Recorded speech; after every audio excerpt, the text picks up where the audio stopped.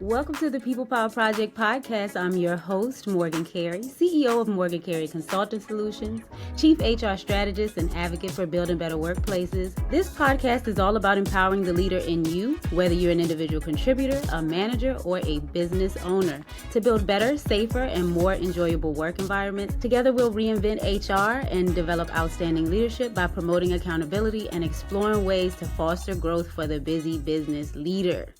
I'm so excited today because I have a very special guest. She's an accomplished lawyer and corporate leader specializing in contracts with expertise in SaaS software and professional services. She has experience in tech and fintech industries.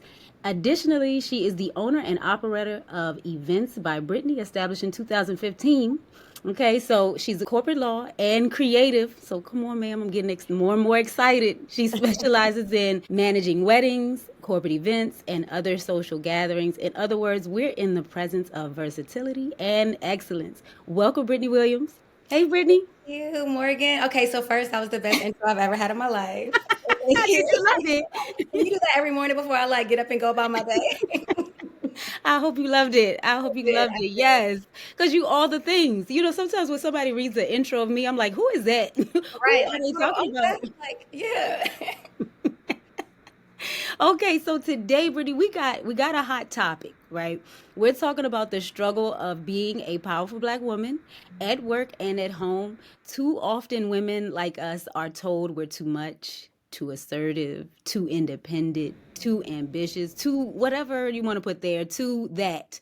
And when that happens in both work and in our personal relationships, it can feel so isolating and exhausting, which can affect us in both places. It'll affect how we lead. It may affect how we show up that day. It affects how we interact in our personal relationships.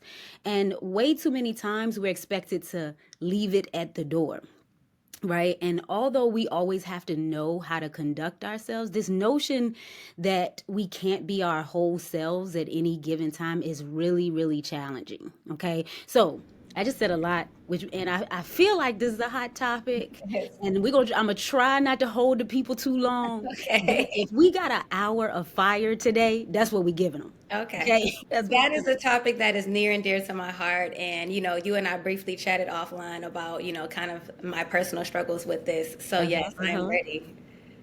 You ready? I Ready? am. Let's do it. Let's dive into it. At the top, I want to talk about your experience as a leader in the corporate world. Have you been in work environments that haven't always felt as inclusive to you as you would have liked them to be? And what has that been like for you? Absolutely. So, over the years, I have worked in the tech space, both directly for tech companies as well as people that would sell products into the tech products into the various environments, as well as working for companies that were procuring tech products, right? So right now I'm working for a financial institution that secures various tech products and professional services. But I'm positioned in a very unique space, especially on the side of the person that is providing the services or providing the software, in that my job is to, protect the company from catastrophic risk.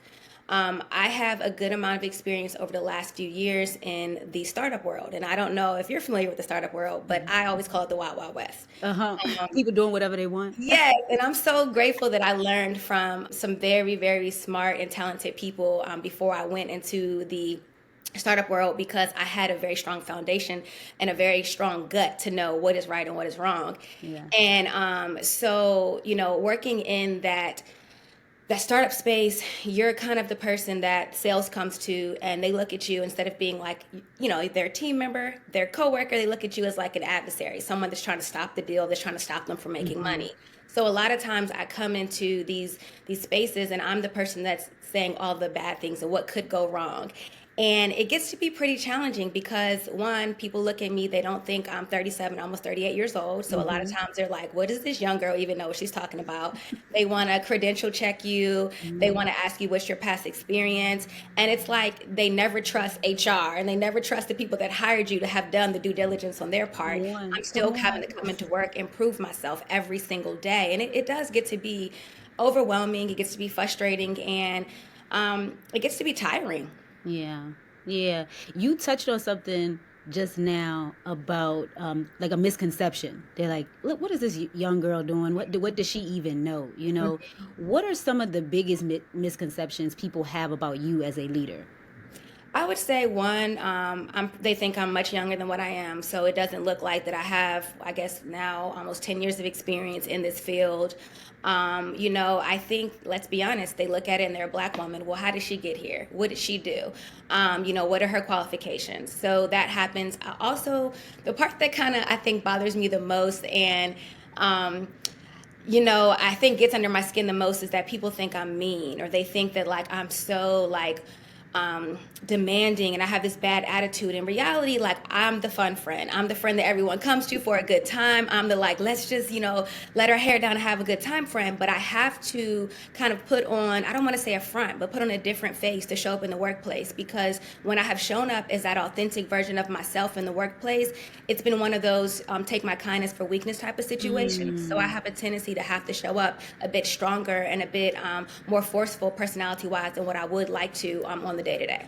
Come on, Brittany, you starting us off real strong because you just said something that made me think. I'm going to ask you, what do you think is the reason why people think those things, those misconceptions, like maybe you're mean and things like that? Because I have also run into that. I just told somebody the other day that I don't go to the office functions like afterwards. I don't that are after work. I don't do that, and they looked at me like, what? They like, why? And the thing I said was, well, I'm HR. That was the first thing I said. And then they'll think I don't want to be involved. That's their misconception. It's like now you don't want to be involved. But because I'm HR and because I have to maintain a certain level of professionalism or something, you may not catch me at the after work thing with all the alcohol because there's things happening there that I can't unsee. And it doesn't change. It's not going to change because we went to work on Monday, you know? So Absolutely. now we got misconceptions because I don't show up or because I'm not there. So why do you think in your space people have those misconceptions like you're mean or you don't want to talk or something? I think because I've kind of created a separate persona. My work me is a slightly different version of me. So, like you kind of said, when I do attend those happy hours and when I do attend those outside functions, everyone's like, "Oh my gosh, you're so fun, you're so nice," and I'm like, Yeah, like this is who I am." But been nice. yeah, I think it's just because as a black woman and just as a woman, period. I've always been taught that I have to just be top notch. I have to be top tier. I don't have space to be mediocre. I don't have space to have those off days. So I think that, in my mind, I get tunnel vision when I'm in these spaces and I'm like, you just have to be this person. You have to be top notch. And this persona that I've kind of created for myself, she is a very powerful woman. She is a very, strong willed woman. And I am all those things in my regular life as well. But I think that they have a tendency to show up a bit stronger at Yeah, work because I do feel like I have to be that way for people to take me seriously, for people to respect my opinion and respect my background. yeah. With that being said, have you ever felt like you needed to shrink yourself to make people feel comfortable? And how do you handle that? Absolutely. It kind of goes to what I was saying about me feeling like I had to create this persona. I've tried various things. I've been the person at work that, I create the happy hours and I'm the one like, oh, let's have the holiday party and those things. And I've had, people be very receptive and they like that I always brought that energy, to the workplace. But then I've had instances where I've been that person as well and people have kind of taken it and they've kind of said to me, like, oh, well, you were just so fun on Thursday at happy hour, but now it's Monday and I'm asking you to do something for me and you're not doing what I want you to do. They So put now the phone go. yeah, so it's like, They're like, okay, like I'm sorry, I have multiple sides to me. Like I don't know what to tell you, but I do. And honestly, Morgan, when I started this new company that I'm at now, I started about 11 months ago. And one of the things that I did was I talked to my cousin, who is a wise counsel for me. She's someone I admire career wise. She's a bit older than me, and she's very successful. And I said, how do you manage to maintain your day-to-day version of yourself, but also show up at work powerful? People don't question you. They know that you know what you're talking about. And she said to me, she said, stop looking at them as two different people. She said, there's nothing wrong with showing some of your personal side at work. There's nothing wrong with letting people in on that because she said, yeah. what you'll find is that you'll build better relationships with people. And so one of the things I really challenged myself with at my current role is to do that. And I am noticing that I'm building different professional relationships than I have been doing in the past because it used to be professional relationships only. There's no room for friendship. You don't need to know what I did this weekend. All of those things, like, cut that off. That's not your business. And my cousin's like, but it's okay to say something, you know. And I'm Yes, like, I it's a don't little know. balance. There's a It little bit of is. balance, but sometimes if you get a little too comfortable, especially if you've been a place for a while, because I've been at Hmm. my current employer for 6 years, and Hmm. I've seen the same people for Hmm. many, and I like them. You know, I tell people all the time, I like what I do, I like where I do it, and I like who I do it for.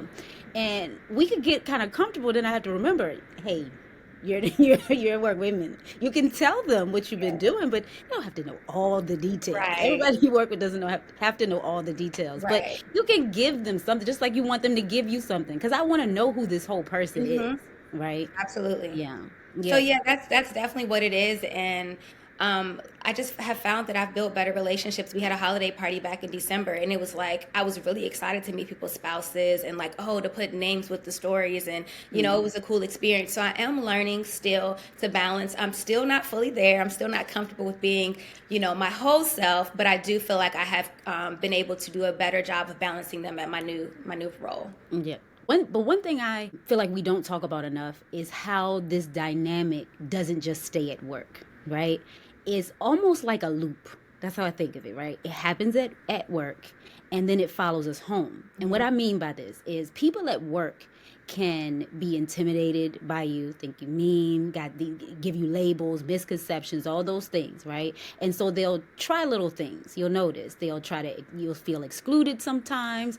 Sometimes it comes in the form of discounting your ideas, even gaslighting you, making false accusations. These may be some really extreme things, but these have happened to Hmm. people when people don't really accept them or include them at work, because they're intimidated by them, right? But then people at home, and for me this resonates for me in like the world of dating and romantic relationships, the people at home can think of you as like a bully or dominating, and here's my favorite, Brittany: insubmissive, right? I feel like somebody somewhere got a hold of that word Yeah, submissive and and they they got ran real with carried away. And so this is my question for you though. I want to know, have you experienced that feeling of being too much in personal relationships as well as in professional interactions? Absolutely. And it is a misconception that I am fighting in my dating life on a regular basis. I have been married before, married and divorced. And I am in the dating world, trying to get Mm-hmm. back out there. I would love to meet another partner. I would love to, potentially get married again. And I was married to a man who was very comfortable in his masculinity. He never tried to shrink me. He never Mm-hmm. tried to make me feel like I needed to be less than in any sort of way. So I thought when I got back into the dating world that that's how these men were going to be. I'm like, well, they'll just understand that like I just have this big personality and that this is just who I am. But I know how to, tone it down and when to tone it down and know how to let a man lead. Yeah. And that is not what I am experiencing. In fact, many of them are just like, oh, well, I feel like you would never know when to allow me to step in. No, I would love for you to step in. I am a boss at work. I am a boss with my clients. I am the oldest daughter. So you understand, I think you're the oldest as well. You can understand the oldest girl daughter. We have a certain role in the family where you are the family boss, even if you don't want to be the family boss. Yeah. I am the boss in every space in my life. So I would love to have a safe space to allow a man to lead and to Well, do I'm some not the things for boss. me. I don't Yes, want to be the boss all the yes, time. yes, I know people don't believe me, but I do not want to be the boss all yes. the time. I can promise you, I don't Hmm. want to be the boss all the time. So Yes. I understand what you're saying. Yes, even Absolutely. in my friendships, my friends, I tend to have a lot of introverted people around me because I am very extroverted. And they're all, very successful women in their own right, but they're just used to me being the leader. So even in my friendships, when it comes to planning the happy hours and when it comes to planning the, gatherings, I'm always the person planning it. So yeah, please lead me. I would love that. Let me let me relax. Yes, yes. But you said something. You said they might say, I don't feel like you would know when to let me like Hmm. be the man or Hmm. step in or whatever the language was. But how do they know that? That's what I'm wondering. How do they? Is it because of what you do? Is it the title?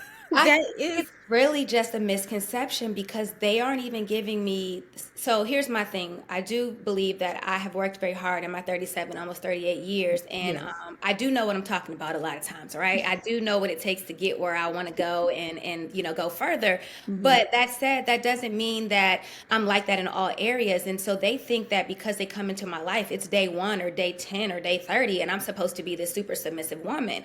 You haven't even shown me your leadership qualities. So why would I let my guard down and just let you go and lead? Where are you leading me to? Like, you know what I'm saying? So it's like I want that, but I have to be able to trust that you are doing, what you need to do. And a lot of times, I mean, I'm sure you date men that are pretty successful overall. So Hmm. ideally, they're successful people, so they have the qualities they need, but you have Yeah. to show me that you have that in a relationship because like we Right. said, work version of you and home version of you can be two different people. I Yep. know some people that are very successful at work and very driven at work, and they get home and they're complete couch potatoes and they don't want to do anything. Hmm. So I need to know, do you have the qualities to get me there? So because we usually don't even make it far enough for them to see that side of me, but they think it's supposed to be activated on day one, and I'm like, mm-mm.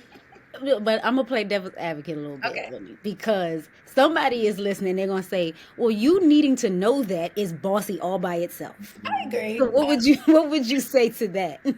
It is. I think that this is why I am selective with dating because, for the most part, I can tell, by the type of men that I want to surround myself with, that most of them probably do have those qualities. So it's not like I'm going to put a fight up about it. It's Hmm. just that if you come into my life on, day 15, day 30, and you're telling me, oh, you need to do this, you need to do that. And it's like, hold on, wait a second. You hadn't even had opportunity to observe enough, like whatever. But once I trust you, fully, please help me. I want a man that can educate me, that can enlighten me, Yeah. that can, introduce me to new things that I don't know. I love a man that is in a career that I don't know. Teach me what you do. I'm genuinely interested. So I could see how it could be perceived two ways, but I try to, let men know from the beginning without it sounding weird, like, hey, I do know how to, sit back, relax, and let you do what you need to do. Yeah. Okay. So if someone is in their workspace and say a leader has all these kinds of things going on in all the aspects of her world, right? At work,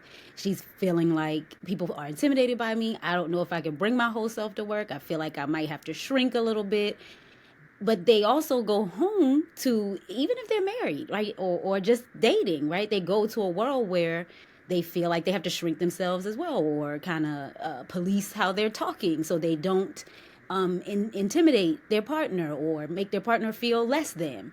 How do Hmm. you think this affects the kind of leader, co-worker, companion that they can be? If because this is they already got the weights, right? You got the weight of running your life, you got the weight of running your household, you got the weight of running your office, taking care of the people on your team, and God forbid you are creative like you running weddings and events.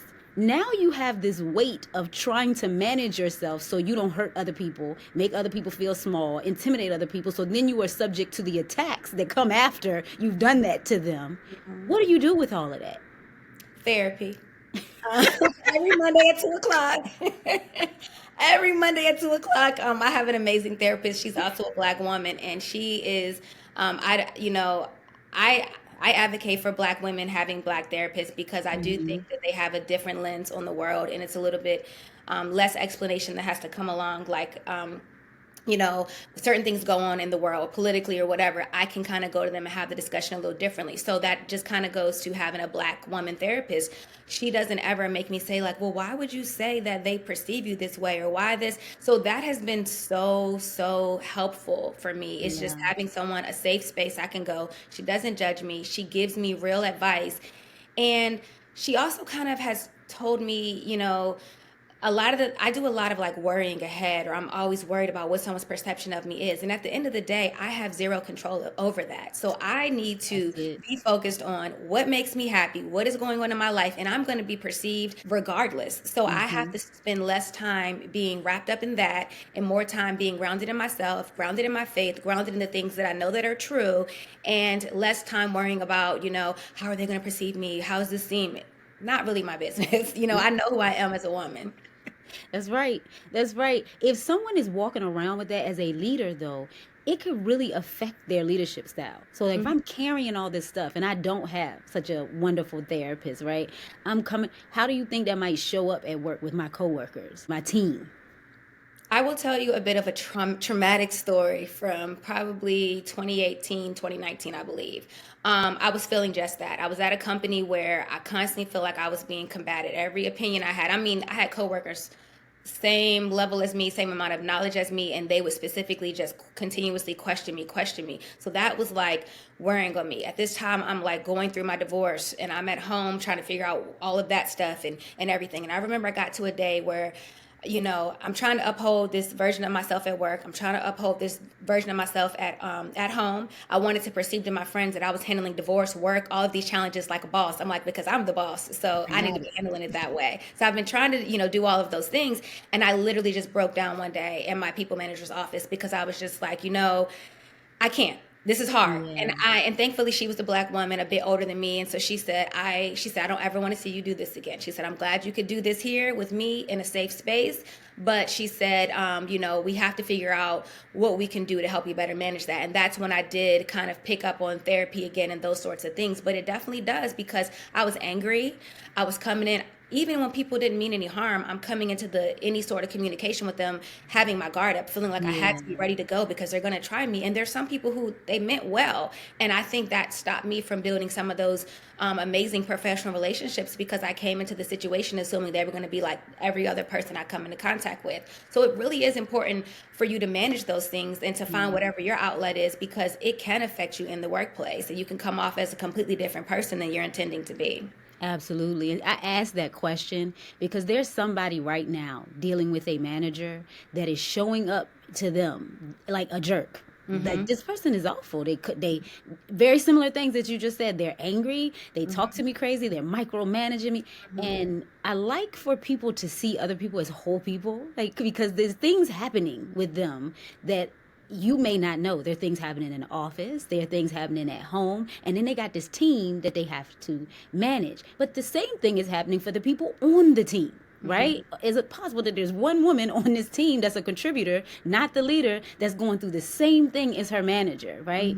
And this is why this idea of being able to bring your whole self to work is, or wherever you are, have your whole self at home as well, is so important because it like breeds a ground of understanding.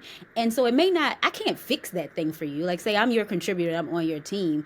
It's not my job to fix it for you. It's not your job to fix mine for me. But if we're all operating in a space of understanding and we have this bottom line that we're supposed to get to, you like, I know Brittany's going through a whole lot. Hmm. What can I do to help us get from point A to point B of this assignment, right? And we all go home without biting each other's heads off today, Right. you know? It makes all the difference. And to back to my earlier point of trusting to show up as your authentic self in the workplace and not being scared to share some things with people.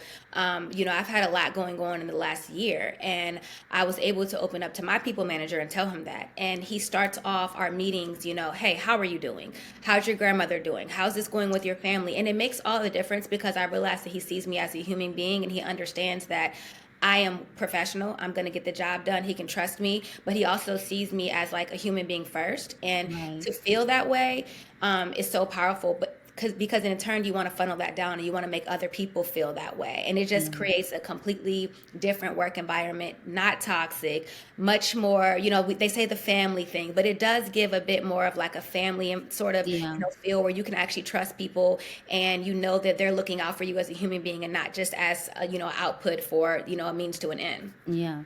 You said something a little while ago. You were talking about how you were worried about like the perspectives of other people, like how they see you. And Hmm. so that started me thinking about what I've learned over the years because I used to also get really hurt by these things happening in both spaces, like feeling like people were intimidated by me, trying to diminish my ideas. I used to say this thing to my therapist, like, they're talking to me like I don't know what I'm talking about.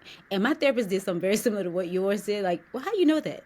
What do you mean? Well, Right. why do you feel like they think you don't know what you're talking about? And so then I would, feel also a way in my dating life that was like, okay, I don't feel like I can really show up as my whole self. Got to shrink myself so I can fit Mhm. into this space. And I'm a people pleaser by nature. So I wanted to I want people in general in whatever space they're in to be pleased with me at all times. Like this is like it's like a weird expectation because who's going to be pleased with you at all times? Who is I going feel you to be okay with what you're doing everywhere, though. Mhm. anywhere, all the time?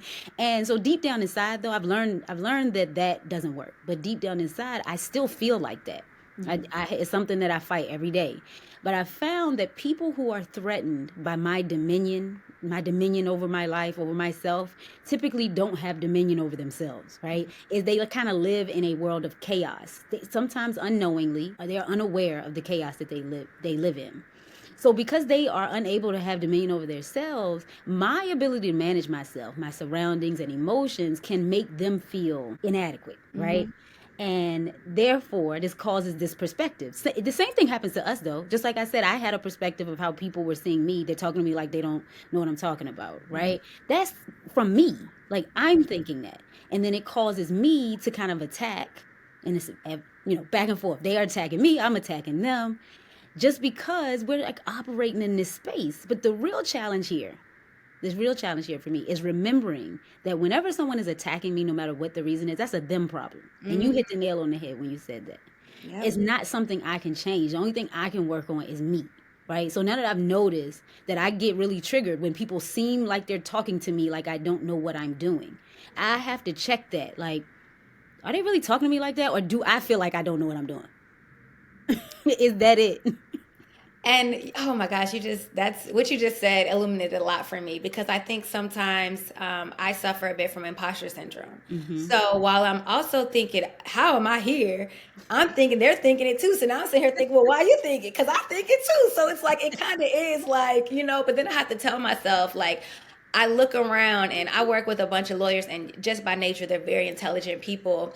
And I look around and I'm just like, these people are so smart. Like, how could I even be in the same room as them? How could I Come on, even be Brittany. having the same titles? Or I'll look and I came in at my company at a at a I'd say a mid-career sort of place or whatever, and I look around at people who came in and they're lower position roles, and I think Mm-hmm. they're so smart, and I'm like, why do I deserve this? And I'm really learning to check myself and to say, you deserve this because you are capable, because you are Yeah. smart, you've earned all of your credentials just like they've earned all of theirs, and you're going to stop doubting yourself because Yeah. you are supposed to be here. So you're absolutely right. Sometimes that's an internal thing on us, and that's their internal problem over there, and Yep. I can't let the two combat each other. Like, I got to handle this. We got to worry about ourselves. We got to be telling ourselves all the things you just said. I am capable. I am strong. I Yes. am supposed to be here, right? Mhm. So then at least we can work on us not attacking Mhm. anybody else. Now, what they do with themselves is their business because you notice when you do the work for yourself, when you start working on yourself, you can notice in them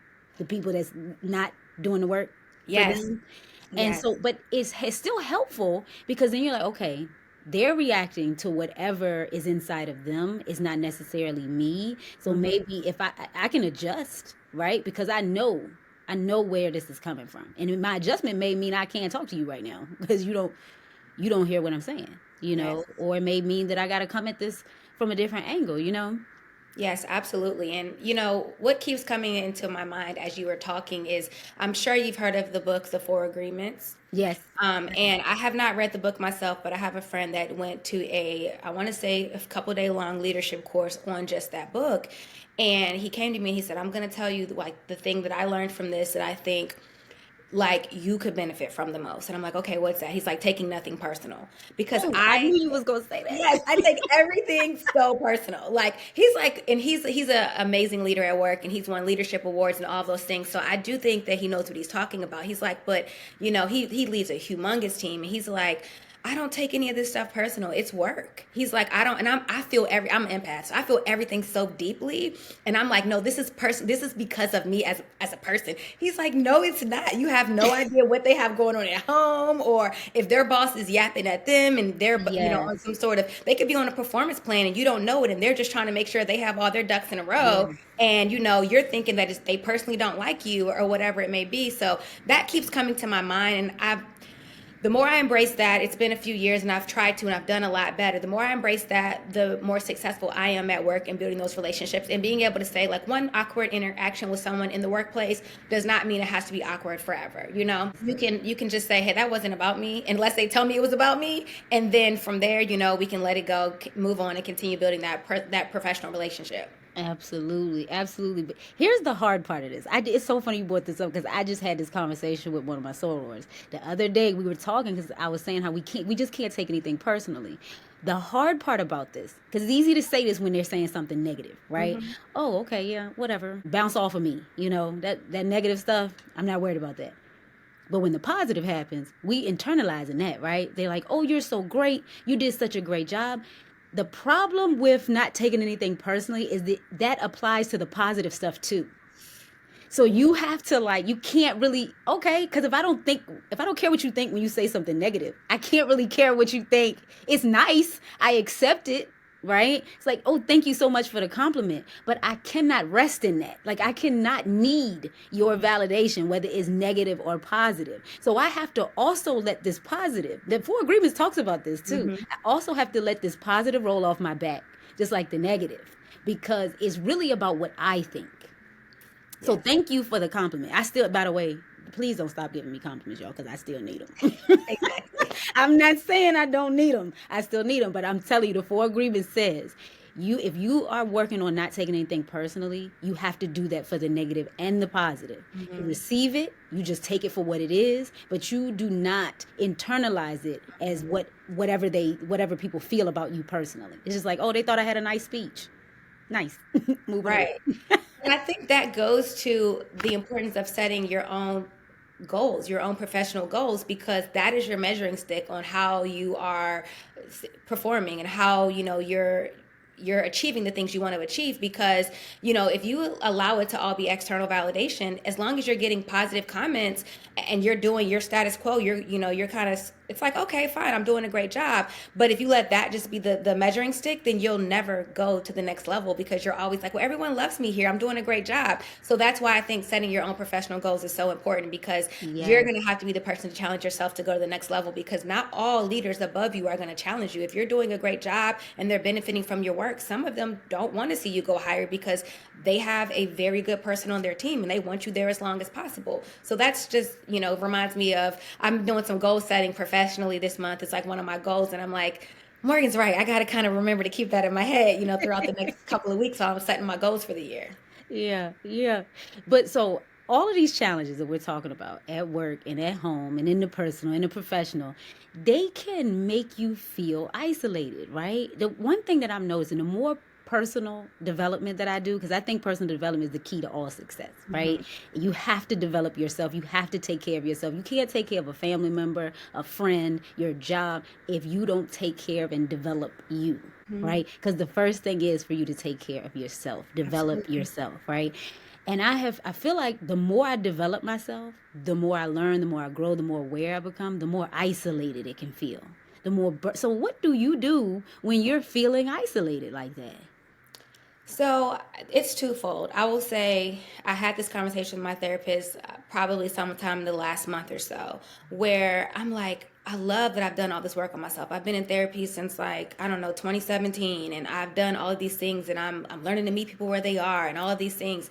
But it's so hard because when people have not done the work on themselves and you can identify that, you're like, mm-mm, I have this piece here. You're not going to destroy it. I see what type of No. time you're on. Love that for you. But you can't come over here and mess any of it up. Yeah. So that said, it can be really challenging when it comes to dating, because, I think that Black men are doing a better job, or men in general are doing a better job these days about seeking out, therapists and that mental health, help. But, all of us still have a long ways to go. And I love that our generation is embracing that more. Mm-hmm. But it's really challenging when you meet men and you're like, oh, okay, you haven't done any of the work. So it's like I tell her sometimes, like, am I ever going to find anybody? She's like, yes, because I have men that are here. They're my clients. They're your demographic. Like, yes, there are men out You're there that working. are You're doing doing the it. So work. like, just be patient.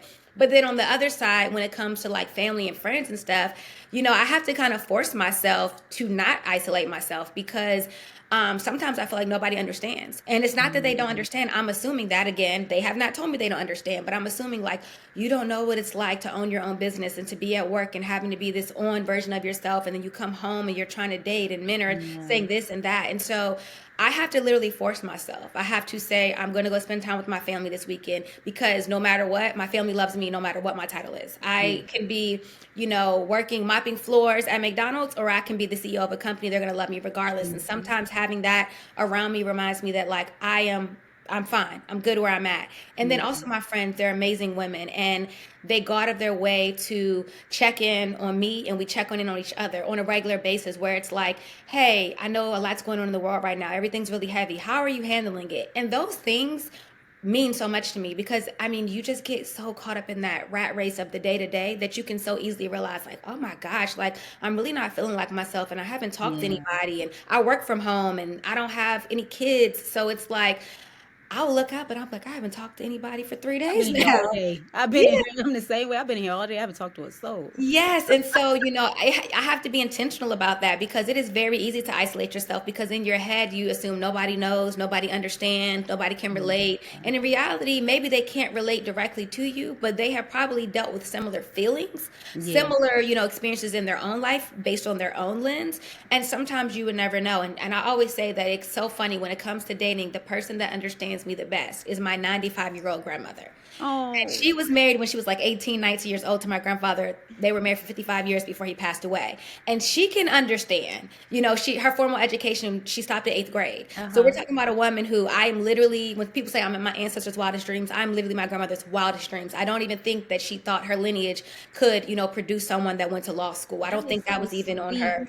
It is, and but she gets me. Like I'll sit down, I'll talk about dating, and she's like, "No, I understand, I understand." And I'm like, "How do you get it?" And my mom doesn't. Damn. My mom's only like 67 years old. I'm like, "How do you get it?" So it really is. But she's able to relate to me, just not the same experiences, but just how things can make you feel, and it just makes me feel so seen. So I have to be just intentional about seeking Yeah. out that connection with people because it is so easy to just say, "I'm gonna go in my hole, I'm gonna deal with this on my own," and y'all don't understand me, Yeah. Feeling like you don't fit. That's what I said. I was right? like, I don't fit anywhere. I've said that before.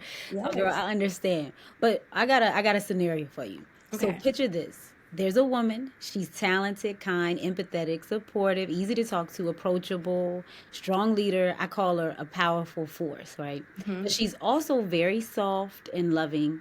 She knows deep inside that she longs to be loved by others, whether she's working on a team in an office or she's running life at home with a partner or she's in the dating world, hasn't really partnered up yet. She just wants to feel like she can work peacefully and collaborate comfortably, no matter what she's doing, whether she's in the partnership, dating, at work, right? She wants to do this in all the areas of her life, but she doesn't always feel supported enough to let go. She's constantly managing multiple parts. What can she do for herself to keep herself grounded as a good leader, a good partner, and all of those things when she receives attacks? Because she's going to receive the attacks because she feels like she doesn't feel comfortable. So she's always managing all the parts, right? She's like, okay, Sally was supposed to be here to do her part of this project, but I know Sally's not going to be here. So let me be on my P's and Q's about what Sally's supposed to do and what I'm supposed to do. And so that may create a little like, feels like micromanaging, but Sally's already shown her that Sally's not going to show up, Mm-hmm. that she may not show up or she may not do her part, right? So because this woman is always managing all the parts because she can, not because she wants to, now she gets labeled. Mm-hmm. Okay? What can she do for herself when she receives the text? Because we know they coming.